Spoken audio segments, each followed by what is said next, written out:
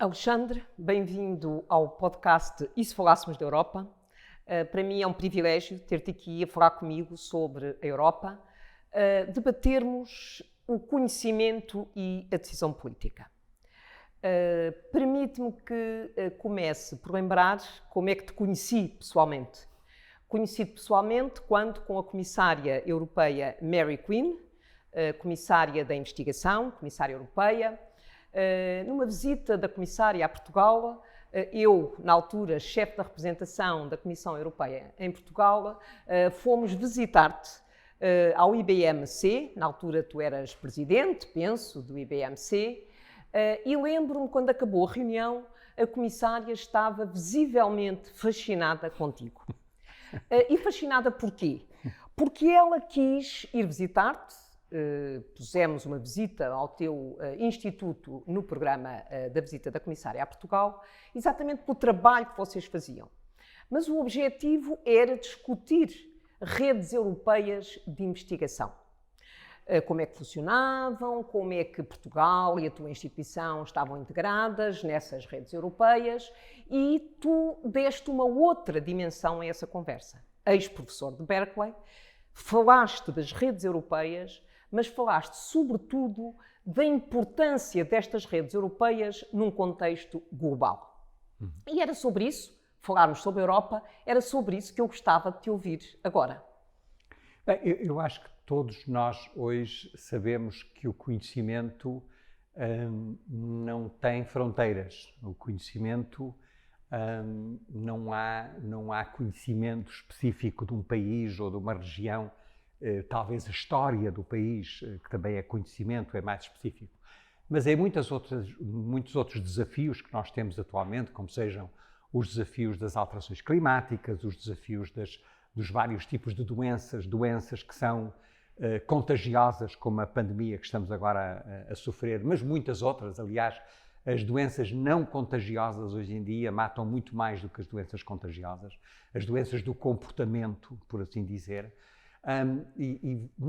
O envelhecimento, a questão das desigualdades que existem por esse mundo fora e que em muitos países se têm agravado, isso são tudo temas que não são nem portugueses, nem só europeus, são globais. E, portanto, os desafios atuais exigem que se vá buscar e que se integre conhecimento de vários domínios do conhecimento, porque isto não tem só a ver com a biologia ou a química ou a física, tem também a ver com a sociologia, como é que as sociedades estão organizadas, tem a ver com a psicologia, como é que as pessoas reagem a determinados desafios que existem.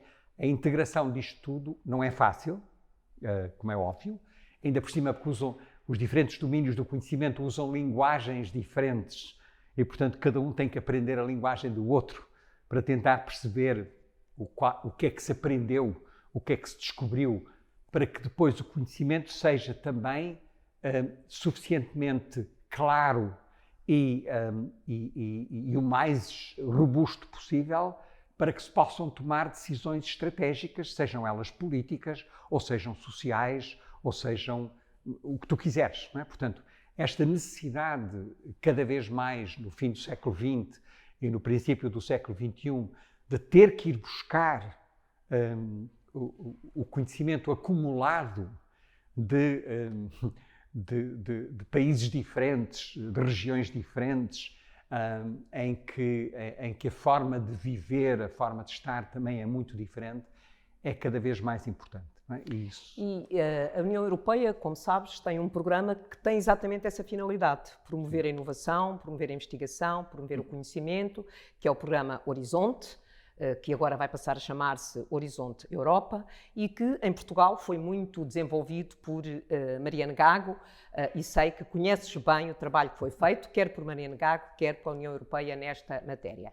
Mas gostaria agora de te citar, tu citas frequentemente Bacon, não o Bacon pintor, mas o Bacon filósofo, sobre uma frase que é a seguinte: conhecimento é poder. Eu gostaria que tu comentasses ou elaborasses um pouco mais sobre esta frase e o que é que te leva tanto a ires buscar e a lembrar esta frase de Bacon. Eu acho que tem muito a ver com aquilo que todos nós, hoje em dia, se tornou, se quiser, cada vez mais evidente. Hoje em dia, o conhecimento é aquilo que permite às pessoas adquirirem uma certa autoconfiança para poderem, para não terem medo de explorar áreas diferentes do próprio conhecimento, para ir para outros países, para desvendar as fronteiras que existem no conhecimento. É preciso, no fundo, também ter alguma autoconfiança não muito arrogante, para que a pessoa não tenha medo de estar na fronteira do conhecimento. E eu penso que, atualmente, deve haver muito pouca gente que não esteja convencida que o conhecimento é, provavelmente, a ferramenta mais poderosa que nós temos para que se possam tomar decisões, que se possam chegar a estratégias, sejam elas na área da saúde, sejam na área da energia, seja na área da sustentabilidade, que sejam baseadas naquilo que existe de mais atual em termos dos dados que nós conseguimos obter. E eu gosto muito de dar o exemplo em relação às alterações climáticas, por exemplo. Há 60 anos que nós estamos a medir, há mais de 60 anos que estamos a medir os níveis de CO2 na atmosfera. Há mais de 50 anos, eu comecei a interessar-me por esta área para aí há 45 anos, quando estava ainda em Berkeley. Há mais de 45 anos de certeza que nós sabemos, temos dados suficientes, temos informação suficiente para termos previsto tudo aquilo que está a acontecer, mas com um nível de rigor extraordinário. E, no entanto, aquilo que foi decidido a nível político em muitos sítios, pois isto vai acontecer um dia, mas vamos ter tempo de lidar com estas questões.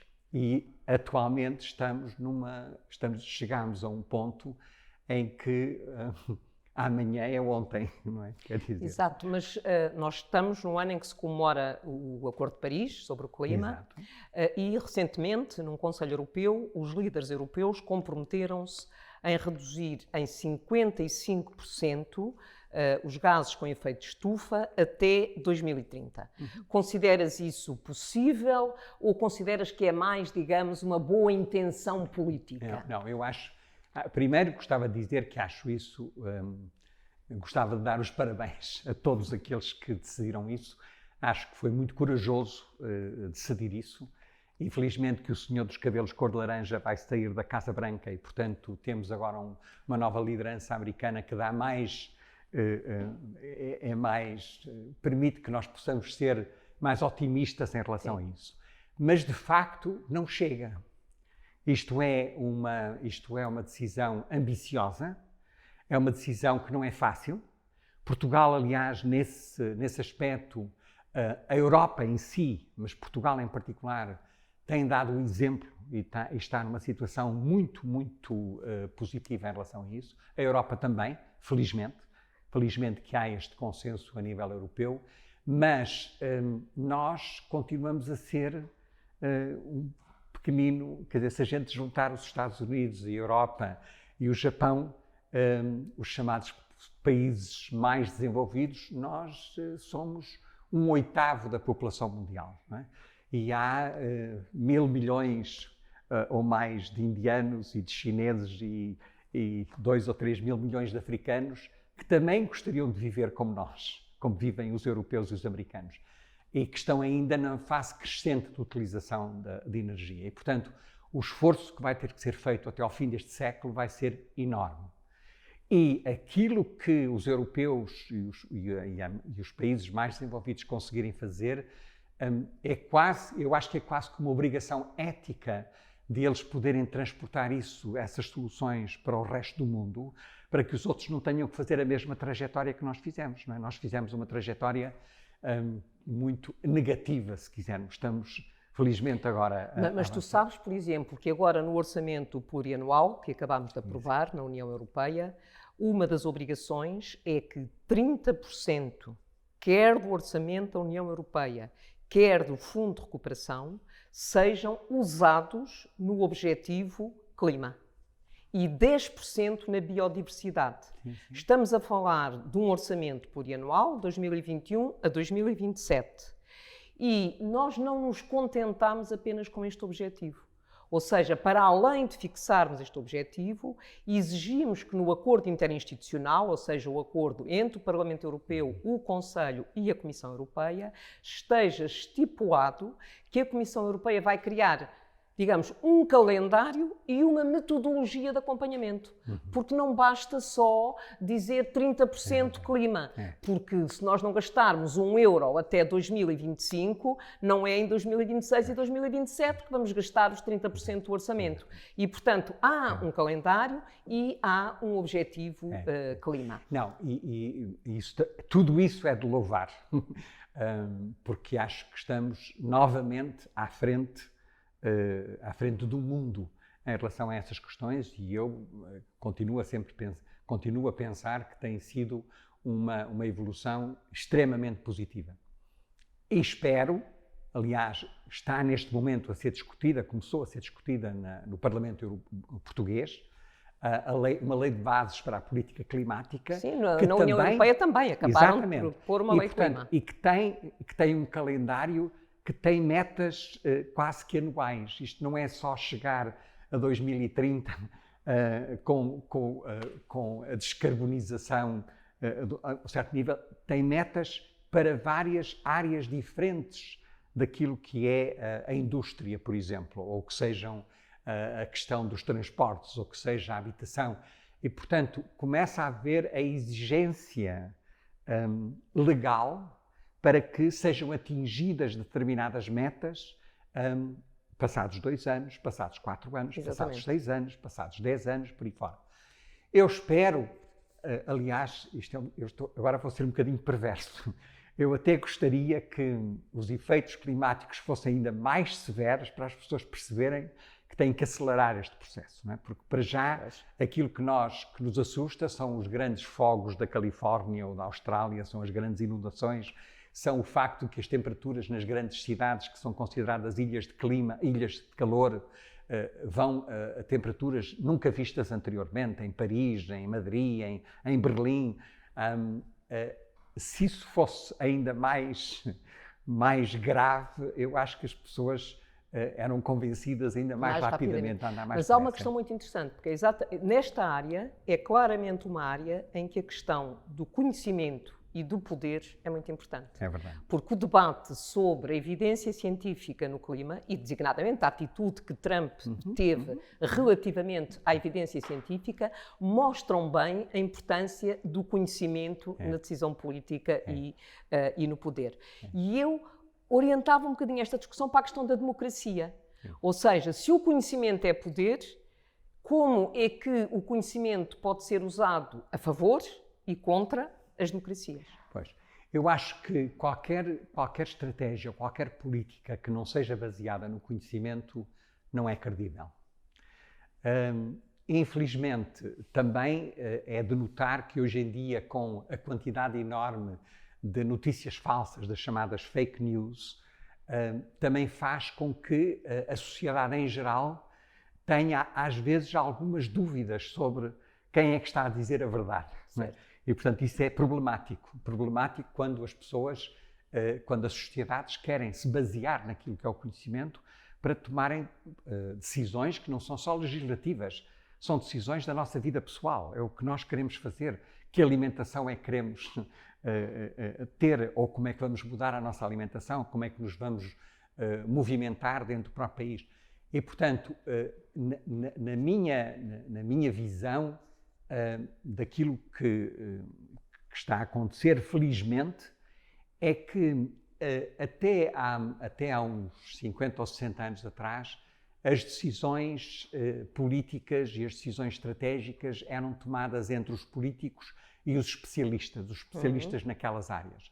Hoje em dia, com o acesso enorme adicional ao conhecimento, os fora aumentaram imenso. E depois, hoje em dia, qualquer nova estratégia política quase que assume que tem que envolver não só os especialistas naquela área, as pessoas que sabem mais sobre o assunto, não só os legisladores e não só os políticos, mas também as instituições, as empresas, têm que envolver a sociedade civil, têm que ouvir as pessoas que em vários domínios têm organizações não governamentais, que têm sido muito importantes também para levantar estas áreas para o debate público que existe. E, portanto, hoje em dia, felizmente, as decisões políticas são obviamente baseadas muito naquilo que é o conhecimento mais robusto que nós temos atualmente, mas não é só o conhecimento tecnológico, é o conhecimento também social, é o conhecimento psicológico, é o conhecimento filosófico, quer dizer, que tipo, esta integração de todas estas áreas, da ideia de que porque o conhecimento, se tu pensares bem, o conhecimento tanto pode ser usado para nos libertar, como também já foi usado para nos subjugar. Né? O século XX está cheio de bons exemplos, pejado de bons exemplos, de situações em que o conhecimento foi usado para dominar as pessoas e para as subjugar. Bons exemplos, maus exemplos? Maus exemplos, sim. Bons do que é mau. E, portanto, a ideia de que nós temos que pensar em integrar, e eu acho que isto não é fácil, porque isto exige uma certa interdisciplinaridade, que também não faz parte do nosso sistema educacional. Quer dizer, nós nas nossas universidades não estimulamos a pluridisciplinaridade. Nós estimulamos muito a concentração para saber muito sobre um determinado assunto. Está a mudar, felizmente. E as redes europeias e as redes mundiais também ajudam a isso. Eu gostava muito de deixar aqui uma mensagem muito positiva em relação àquilo que são as bolsas Marie Curie, àquilo que é o programa Erasmus, de mobilidade dos jovens a vários níveis, e não tão jovens, esta ideia das pessoas irem conhecer o outro, que o outro é interessante, que o outro nos ensina coisas que nós não sabemos, que o outro nos pode ajudar a construir um mundo melhor para todos nós. Isto é extraordinário e aí, mais uma vez, a Europa, eu costumo dizer que a coisa mais importante que o Mariano Gago fez foi o Ciência Viva. Sim, foi uma experiência extraordinária. Porque é pôr as pessoas a falar de domínios. Eu acho que também... E mobilizou muita gente para a área da ciência, muitos jovens para a área da ciência. Para a área do conhecimento em geral, é uma coisa extraordinária. Muitos jovens, os pais, os avós que estão envolvidos. Na Europa, eu considero que as Marie Curie e que o Erasmus foi também uma das ideias mais... como é que se diz? Eu não sei como é que se diz em português. Impactful, com maior impacto em termos daquilo que é o futuro da sociedade que nós queremos construir na Europa. Há uma experiência muito recente que tem muito a ver com esta nossa discussão, que é a Agência Europeia do Medicamento ratifica, não sei se ratificar é a expressão mais apropriada, decide como aprova a vacina, e o dia seguinte, praticamente, o Conselho Europeu reúne-se perante uma decisão, que é uma decisão científica, da Agência Europeia que tem as competências científicas para o fazer, para aprovar.